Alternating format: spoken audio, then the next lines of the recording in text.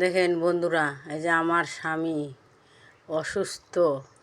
আজকে রান্না করেছি, ওই যে খিচুড়ি রান্না করেছি। পোকা ধরা বেগুন নিয়েছিলাম কম দামে, ওগুলো দিয়ে খিচুড়ি রান্না করেছি। তাই আজকে ওগুলোই খাচ্ছি, চাইলে ডাইলে আমার স্বামী খেতে দিছি, আর এইটুক আমার জন্য,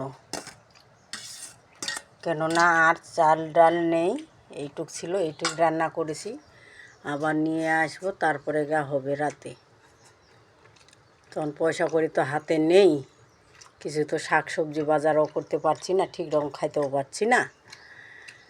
তাই আজকে খিচুড়ি রান্না করছি। একটু ছিল, কয়েকটা বেগুন ছিল, পোকা ধরা নিয়েছিলাম। ওগুলা মানুষ খায় না, আমি ওগুলা খাই।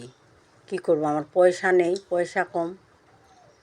আমি না পাচ্ছি লক্ষ্মী ভাণ্ডার, না পাচ্ছি আমি ভাতা, না পাচ্ছি আর অন্য কিছু। তাহলে কি করে বাজার করে নিয়ে আসবো? আর এই আমার অসুস্থ স্বামীকে ওষুধ কিনতে হচ্ছে মাসে মাসে 1500-1600 করে টাকা। মাসে তো নয়, 15 দিনে 1600 টাকা করে ওষুধ কিনতে হচ্ছে। তাহলে এক মাসে কত লাগে?